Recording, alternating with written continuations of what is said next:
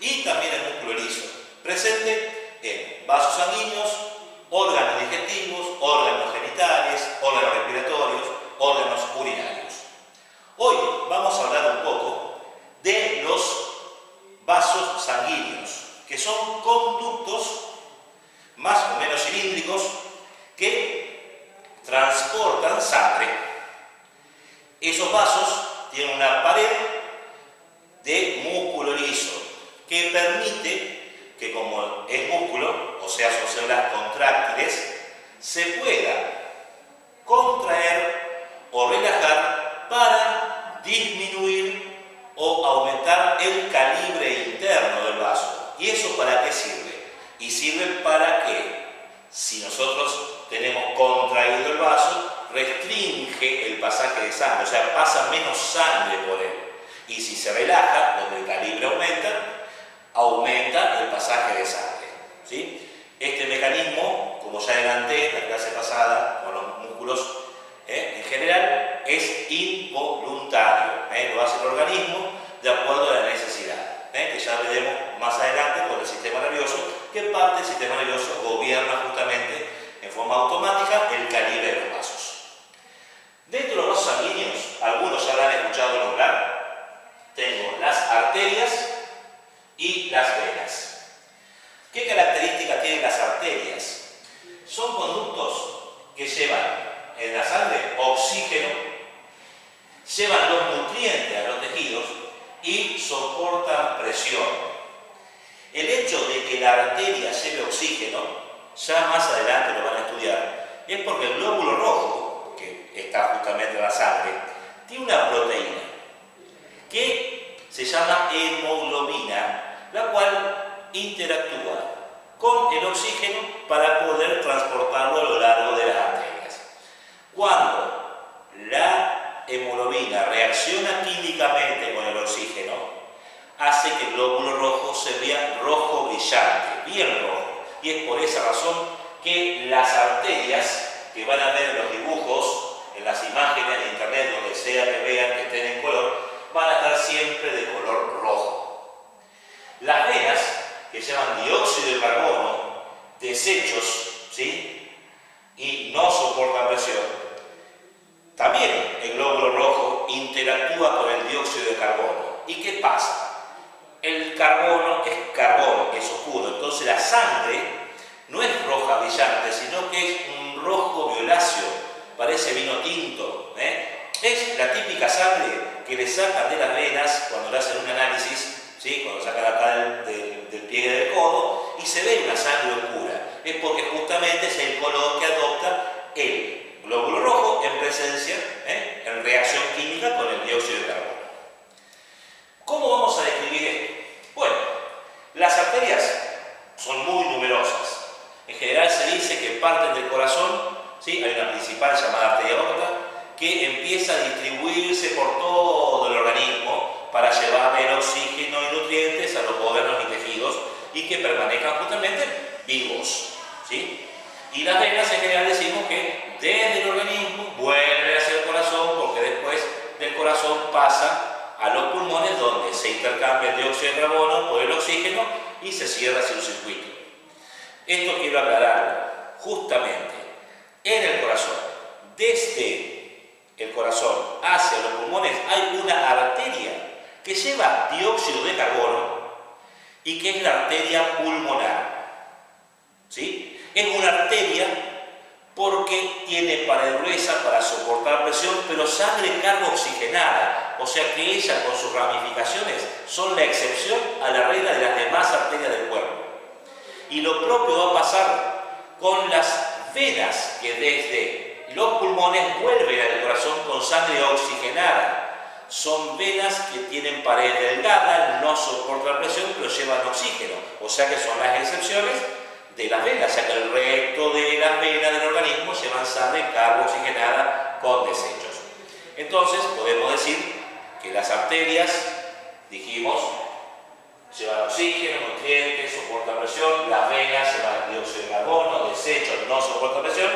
La excepción la constituyen los vasos pulmonares, donde la arteria pulmonar se comporta como si fuera vena, porque lleva sangre carga oxigenada y las venas pulmonares se comportan como arterias porque llevan sangre oxigenada.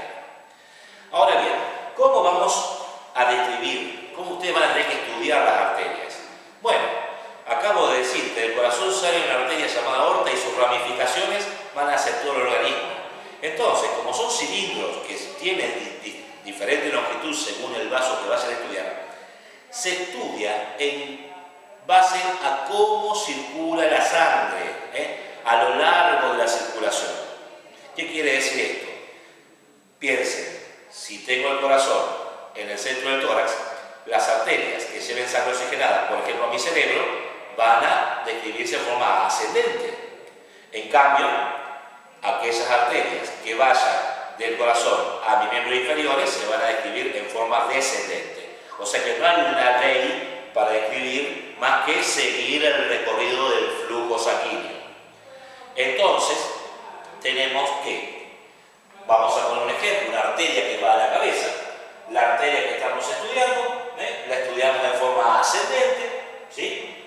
Pero llega un momento en que la arteria no está más porque a lo mejor se dividió. Entonces ya esta arteria que estamos estudiando ya no existe porque se dividió en dos ramas, como un árbol. A estas ramas que marcan la terminación justamente de una arteria se las llama ramas terminales. Pero cuidado, porque la mayoría de las arterias en el trayecto, aunque sin modificar el calibre, dejan algunas ramas a los costados sin que modifique la arteria. O sea que esta arteria se sigue llamando igual, es la misma, pero deja esta ramita por el costado. Aquellas ramas que van del costado de las arterias principales que estamos estudiando se las denomina ramas colaterales, ¿sí? Ahora bien, acá tengo una arteria con sus terminales y su colateral, pero ustedes van a tener que estudiar muchas arterias. Entonces les va a tocar, por ejemplo, estudiar esta arteria también. Y como vemos, también tiene sus ramas terminales y en el trayecto deja al costado su colateral. Y las colaterales también van a tener sus terminales y sus colaterales. Y así sucesivamente. Colaterales y terminales, colaterales y terminales. Claro, llega un momento que como en el árbol, las ramas se van haciendo cada vez más finas. Entonces las arterias más periféricas, más alejadas del corazón, terminan siendo arteriolas. Y a su vez las arteriolas también se siguen ramificando hasta llegar a los tejidos, y son en los tejidos los más pequeños vasos que vamos a tener, que son los capilares arteriales. Esos capilares son los que verdaderamente interactúan con las células del tejido y ahí recién pasa el oxígeno hacia el tejido, los nutrientes hacia el tejido, para que ese tejido capte esos elementos y pueda seguir viviendo. Ahora bien, ¿qué pasa con las venas? A las venas también las vamos a describir siguiendo el sentido de la circulación de la sangre. O sea que tenemos que volver hacia el corazón. O sea, las venas que vengan de la cabeza van a tener que ser descritas en sentido descendente. Las venas de los miembros inferiores en sentido ascendente. ¿Y de dónde viene la sangre venosa? Y viene de los tejidos, donde ya los tejidos que hicieron, liberaron el dióxido de carbono y eliminaron los desechos. Entonces, como es en los tejidos, las venas en realidad comienzan en capilares venosos, que son los que captan desechos y dióxido de carbono. Se reúnen en venas muy pequeñas que se llaman vénulas y después recién se denominan venas, ¿sí? Y esas venas se van a ir reuniendo hasta ser cada vez más grandes, así llegar al corazón. Por eso, si esta vena viene de la cabeza, esta vena grande, ¿por qué existe? Porque existen estas dos venas que se unen para formarla. Menor calibre para las dos, pero ahora un mayor calibre por mayor flujo. Por lo tanto, a estas dos venas las vamos a llamar, me faltó la flecha, ramas de formación, porque se unen, pueden ser más por supuesto, para formar una vena más grande.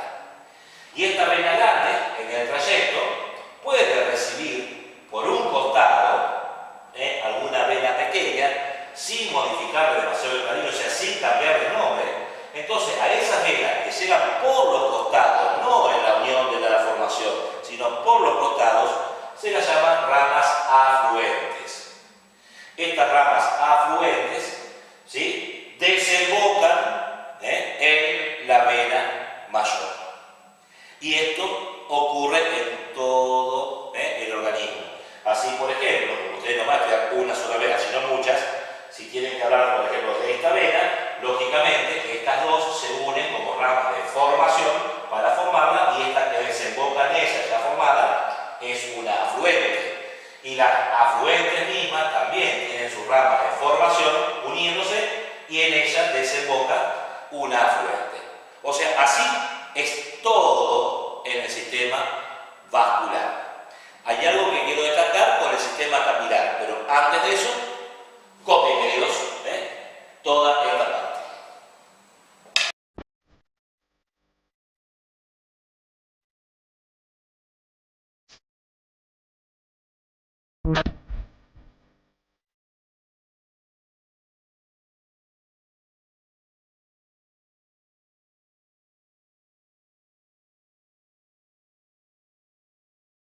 Bueno, y ahora les voy a explicar lo que pasa con esos capilares. Dijimos que estaban en los tejidos, que había de dos tipos: capilares arteriales y capilares venosos. Acá, en el esquema, donde dice microcirculación, es que estoy hablando de lo que sucede con los más pequeños vasos, que son los capilares. Y les voy a dar una pauta de lo que va a ser el sistema linfático. Presten atención a esto. Los capilares arteriales, dijimos, llegaban a los tejidos. Están formados por células, ¿sí? Y que entre las células hay un espacio denominado intercelular, ¿sí? ¿Qué es lo que va a pasar con el capilar arterial? Bueno, el capilar, dijimos, venía con oxígeno y nutrientes. El oxígeno pasa a la pared capilar sin ningún problema, porque los gases atraviesan las membranas biológicas sin necesidad de ningún transportador, lo hacen por difusión simple. Entonces, ¿qué hace el glóbulo rojo? Se libera, se desprende del oxígeno, el oxígeno pasa a la pared capilar, pasa al tejido, lo capta la célula. Ahora, ¿qué pasa con los nutrientes? Los nutrientes, en su gran mayoría, están disueltos. Y el solvente universal, para formar esta solución, que es la sangre, es el agua. Entonces vamos a ver que en los capilares existen pequeños orificios, que se llaman poros, por el que puede salir agua más nutrientes, pero son lo suficientemente pequeños como para no dejar salir otras sustancias, como por ejemplo las grandes proteínas de la sangre, o con más razón, no deja salir las células como los glóbulos rojos o los glóbulos blancos. O sea, son para dejar pasar agua y nutrientes. Lógicamente, los nutrientes después los capta la célula, ¿sí? ¿Qué hace la célula después de recibir el oxígeno? Libera el dióxido de carbono. Además, libera los desechos. Y esa agua, ¿sí?, está en el espacio intercelular. Acá hay un detalle que es fundamental, o sea que mucha atención a esto. Como el capilar arterial tiene presión, el agua que sale, ¿sí?, sale a presión, como cuando una manguera tiene un agujerito muy chiquitito, y vos abrís el agua y sale un chorro grande. Bueno, pasa lo mismo. Sale mucha agua con los nutrientes que se encuentran justamente disueltos. Ahora, vamos a ver que el capilar arterial se continúa con el venoso. Ahí tienen donde termina el capilar arterial, cómo comienza el venoso. Básicamente es el mismo vaso, pero ahora cambia. ¿Por qué? Porque el glóbulo rojo, acá liberó el oxígeno, ahora lleva el dióxido de carbono, que también difunde por difusión simple. Y también tiene poros, la pared capilar venoso, que va a captar algo, ¿sí?, del agua y desechos. Algo, ¿y por qué digo algo? Y porque no hay presión en el tejido que vuelva a hacer meter de nuevo todo el agua que salió por esos agujeros que sí tenían presión en el capilar. Entonces es muy simple darse cuenta que hay un desbalance, ¿sí? Porque es más agua la que sale que la que vuelve a entrar a la circulación sanguínea. Entonces, ¿qué es lo que sucede? Si esto hubiera quedado así, en poco tiempo nos quedamos sin agua en los vasos y queda todo el agua en los tejidos y ya no sería compatible con la vida. Entonces, ahora sí, aparece el sistema linfático. La linfa es agua intracelular, o bueno, también con el nombre de intersticial, con desechos. O sea, es líquido con desechos presente en los tejidos, que no ingresó al sistema venoso, no ingresó a los capilares venosos, sino que lo hace el sistema linfático. ¿Y cómo lo hace? Vemos en los tejidos, sin ser continuación, porque está directamente como conductos abiertos, están los llamados capilares linfáticos. Todo lo que sea verde, inclusive en los dibujos que ustedes van a ver en internet, en unos textos, lo verde representa el sistema linfático. Los capilares son como las bocas de tormenta, los desagües en las esquinas, para que se lleve cuando llueve todo el agua de la sociedad. Entonces, el exceso de agua que está dentro del tejido, del espacio intracelular, esa agua, esos desechos, o sea, esa linfa, es recuperado por esos capilares linfáticos y lo sacan del tejido. ¿Qué es lo que hacen los capilares? Se reúnen. Los siguientes vasitos se denominan colectores, ¿sí?, linfáticos. Los colectores se reúnen y forman vasos linfáticos. Y estos vasos, que si ven también se van a unir con otros, tienen esta característica. Terminan en un órgano que lleva el nombre de ganglio linfático. Los ganglios linfáticos son verdaderos órganos de defensa. Está formado por un tipo de células que son los linfocitos, que es un tipo de célula sanguínea relacionada con la inmunidad, ¿sí?, y que sirve de filtro de esa linfa, de esa agua con desechos. Ahora bien, en el tejido puede pasar varias cosas. Primero, que alguna de las células estas en un momento terminen su función y mueran. Se fragmenta y por la linfa viajan los fragmentos de esta célula y llega al ganglio. Cuando el ganglio recibe esos fragmentos de la célula muerta, la reconoce como propia, destruye eso y listo, deja pasar la linfa más limpia al siguiente ganglio. Pero puede pasar que en este tejido haya una invasión de células anormales. Ejemplo, una invasión bacteriana en una infección, o que algún grupo de estas células tenga alterado su código genético y empiece a generar células anormales, como sucede en el cáncer. Entonces, ¿qué pasa? La proliferación de estas células anormales, como es la proliferación de bacterias por una infección, o la proliferación de células anormales, como en el cáncer, genera que al crecer esas células se desprenden y al mezclarse con el agua de la linfa empiecen a viajar. Y el ganglio linfático empieza a recibir esas células anormales. ¿Qué sucede entonces? El ganglio reconoce que esta célula no es normal y es una célula viva que tiene la capacidad de dividirse. Entonces, ¿qué hace el ganglio? Trata de matarla, de destruirla. Lo hace, pero si es una, no pasa nada. Lo que pasa es que vienen de a miles. Entonces, ante la presencia de miles y miles de células que vienen por el sistema, el ganglio lo primero que hace es tratar de hacerle frente y que hace, se agranda. Ahí hablamos de la inflamación de un ganglio linfático. Típico, que ustedes siempre decían cuando tuvieron una angina, perdón, que se le inflamaron los ganglios, ¿sí? Ustedes siempre han dicho, se inflamaron los ganglios sin saber lo que era un ganglio. Bueno, hoy lo saben. Es un órgano que está adaptado a la defensa defensa inmunológica, que reconoce células anormales que viajan desde un tejido. Entonces tratan de asesinar esas células anormales. ¿Para qué? Para evitar que pase el siguiente. Sucede algo que es por todo conocido. Por más que el ganglio haga su función, es mucho mayor el número de células anormales que la capacidad que tiene el ganglio para destruirlas. Entonces, ¿qué sucede? Muchas células pasan por el siguiente vaso al siguiente ganglio, y ahí donde el siguiente ganglio se inflama, y esto se va a seguir produciendo en el tiempo. Entonces son cada vez más ganglios los que se inflaman. De ahí es que el médico necesita hacer el diagnóstico de la enfermedad para hacer un tratamiento. Si es una infección por bacterias, dará antibióticos. Si es un cáncer, tendrá que elegir la droga para el cáncer, o sea, el antineoplásico, ¿sí? ¿Por qué? ¿Qué va a pasar con esto? Bueno, voy cerrando la clase.